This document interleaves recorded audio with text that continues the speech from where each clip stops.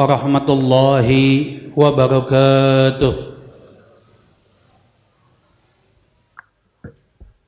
Alhamdulillah, alhamdulillah al-mumtani an tamzil al-afkar al-khatirah al-murtafi an tahzil al-absar al-nazirah al-alimi biwajbi qalbi az-zarat al-khadirah. أشهد أن لا إله إلا الله وحده لا شريك له وأحمد على أياده البيضاء المتغادرة وأشهد أن سيدنا ونبينا محمدا عبده ورسوله أرسله بالآيات الباهرة وفضله على المقامة الفاخرة. اللهم صل وسلم وبارك على سيدنا محمد وعلى أنجم الزاهرة. أما بعد فيا عباد الله أوصيكم وإياي بتقوى الله وطاعته لعلكم تفلحون.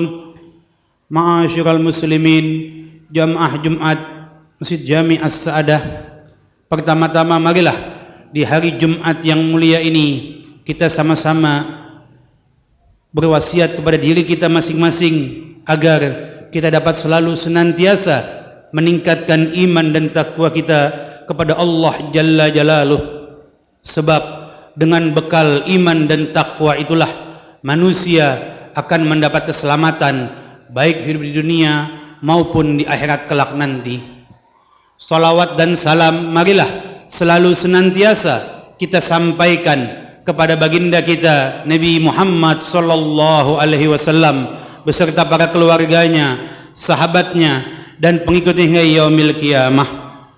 Ma'asyiral muslimin, jamaah Jumat rahimakumullah. Saat ini kita berada di Jumat terakhir di bulan Rajab, bulan yang teramat mulia, di mana di bulan Rajab ini terdapat salah satu peristiwa agung, peristiwa besar di dalam ajaran Islam, yaitu peristiwa Isra dan Mi'rajnya Nabi kita Muhammad sallallahu alaihi wasallam, bertepatan pada tanggal 27 Rajab, di mana peristiwa Isra dan Mi'raj ya sebagaimana merupakan artinya adalah perjalanan malam dari Masjidil Haram ke Masjidil Aqsa. Itulah yang dinamakan Isra, Rihlatul Qudsiyah Ardiyah, perjalanan suci dari bumi ke bumi, yaitu dari Masjidil Haram ke Masjidil Aqsa. Mi'raj berarti perjalanan Rihlatul Qudsiyah Samawiyah, perjalanan dari Masjidil Aqsa ke Sidratil Muntaha, di mana diabadikan di dalam Al-Qur'anul Karim tentang peristiwa Isra dan Mi'raj tersebut. Di dalam surat Al-Isra ayat 1, Allah Subhanahu wa taala berfirman, Subhanalladzi asra bi 'abdihi lailan minal masjidil haram ilal masjidil aqsa alladzi barakna haulahu linuriyahu min ayatina innahu was-sami'ul basir. Maha suci Allah yang telah memperjalankan hambanya pada suatu malam dari Masjidil Haram ke Masjidil Aqsa yang telah kami berkahi sekelilingnya, agar kami perlihatkan kepadanya sebagian dari tanda-tanda kebesaran Allah. Sesungguhnya Allah adalah maha mendengar lagi maha mengetahui. Di dalam ayat yang lain Allah juga ingatkan, afatu'maruna ala ma yara wa laqad ra'au nazlatan ukhra inda sidratil muntaha indaha jannatul ma'wa. Maka apakah kaum musyrik Mekah hendak membantah tentang apa yang telah dilihatnya, dan sesungguhnya Nabi Muhammad telah melihat malaikat Jibril dalam rupa yang asli pada waktu yang lain, yaitu di Sidratil Muntaha. Jadi perjalanan Isra dan Mi'raj diabadikan di dalam Al-Qur'anul Karim dari Mekkah, Masjidil Haram ke Masjidil Aqsa yang berada di Palestina yang dijajah. Kemudian dari Masjidil Aqsa ke Sidratil Muntaha, untuk apa peristiwa tersebut? Yaitu turunnya perintah salat yang 5 waktu.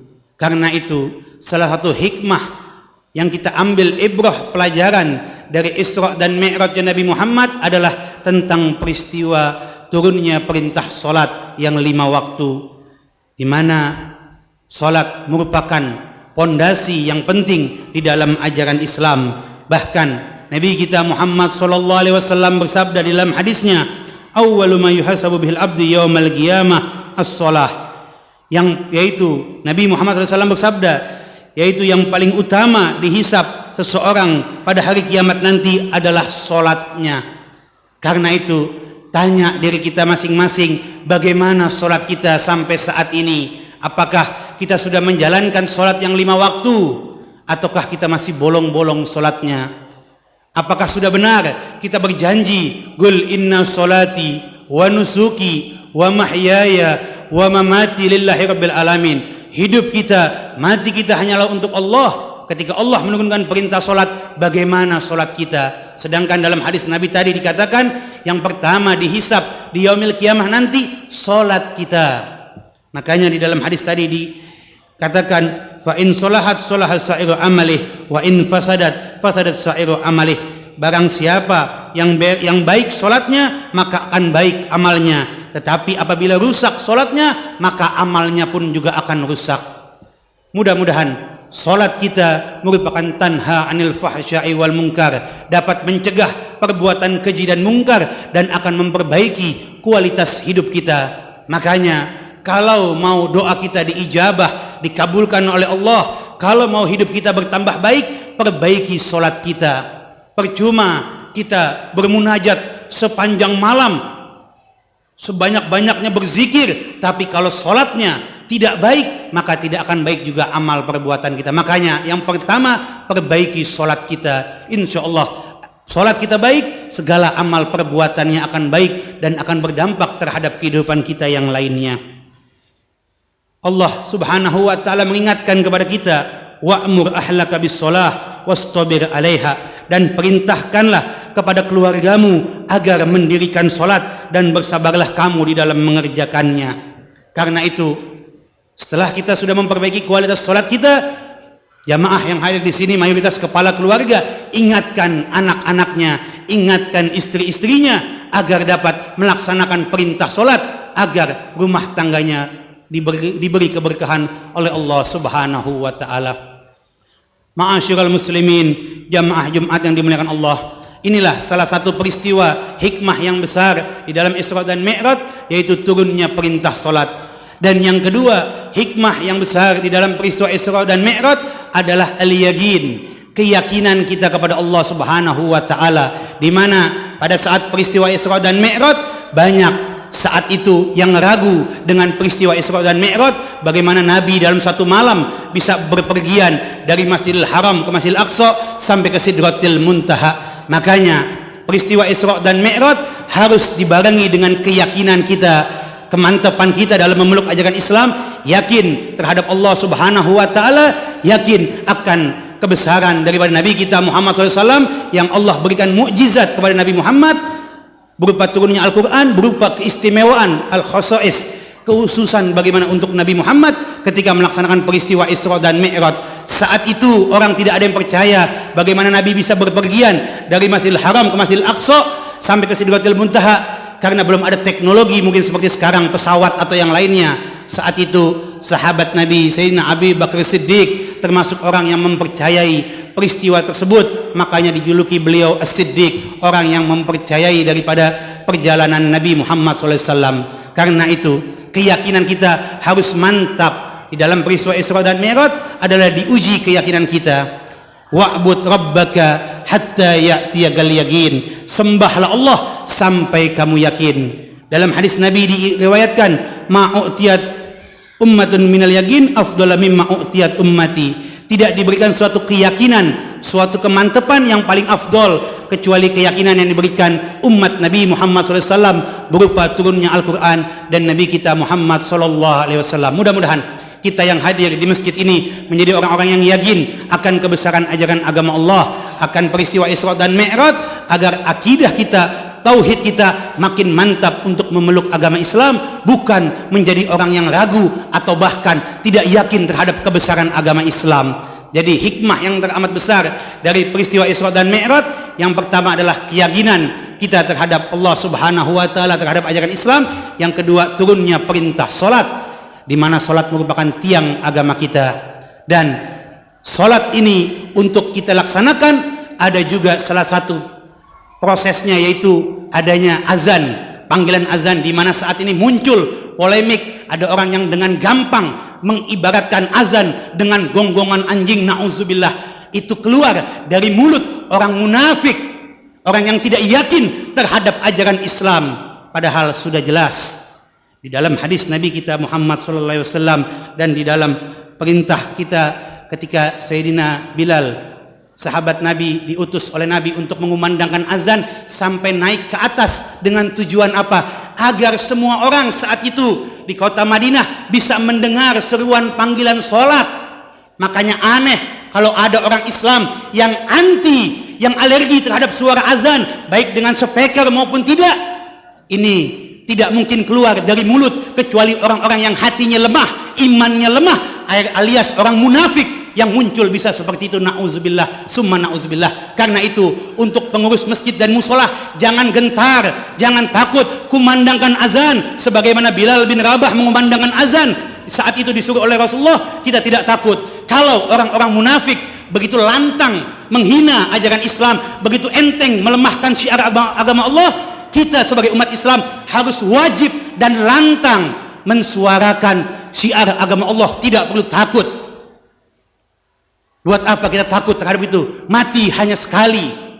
Lebih baik mati dalam keadaan husnul khotimah, dalam keadaan membela agama Allah, daripada mati terhina, tunduk terhadap aturan yang melemahkan ajaran Islam. Na'udzubillah, summa na'udzubillah. Karena itu yang kita harapkan saat ini, umat masyarakat Indonesia yang kita harapkan, kita pengen harga-harga sembako turun, minyak goreng turun dan gampang dicari, daging gampang dicari, tempe tahu gampang dicari, harga-harga sembako semua turun, bukan suara azan yang diturunkan. Na'udzubillah, summa na'udzubillah.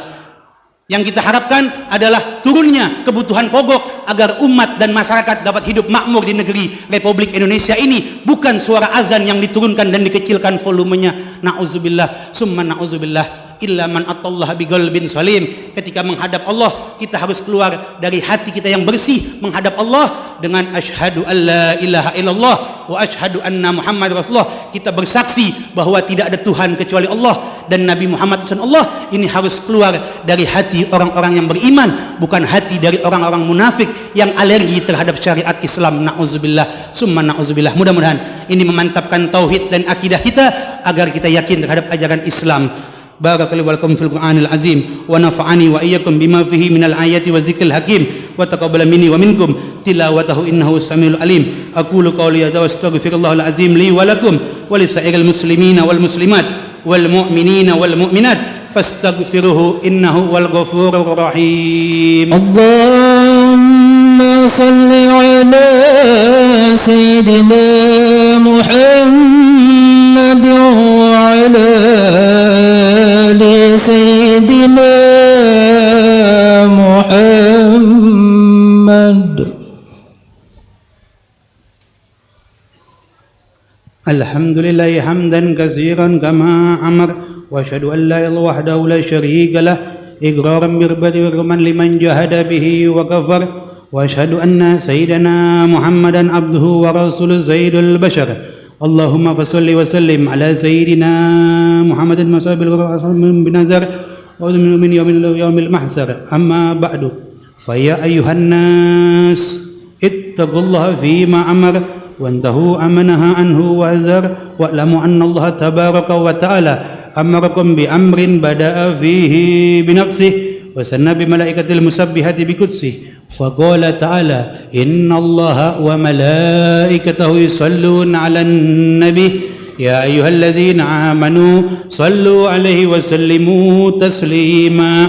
اللهم صل وسلم على سيدنا محمد جد الحسن والحسين والآخر الدار خصوصا على أول الرفيق سيدنا أبي بكر وعمر وعثمان وعلي ولا ستة الباقين رضي الله عنهم أجمعين ولا سبتين الشريفين سيد شباب أهل الدارين أبي محمد الحسن وأبي عبد الله الحسين ولا بقية الصحابة أجمعين والتابعين بإحسان إلى يوم الدين وعلينا معهم برحمتك يا أرحم الراحمين. اللهم ارحم الأوفى المتقدمين والأئمة المهديين والعلماء الراشدين واغفر للمؤمنين والمؤمنات والمسلمين والمسلمات الأحياء منهم والأموات ربنا إنك قريب مجيب الدعوات اللهم أعز الإسلام والمسلمين اللهم ارحم الشهداء الصالحين في سائر البلدان المسلمين أجمعين اللهم دمر أعداء الدين اللهم دمر صهيون الإسرائيليين والمنافقين اللهم انصر من نصر الدين محمد ربنا اغفر لنا ولإخواننا الذين سبقونا بالإيمان ولا تجعل في قلوبنا للذين آمنوا ربنا إنك رؤوف رحيم عباد الله إن الله يأمر بالعدل والإحسان وإيتاء ذي القربى وينهى عن الفحشاء والمنكر والبغي يعظكم لعلكم تذكرون فاذكروا العظيم يذكركم ولذكر الله أكبر أقيموا الصلاة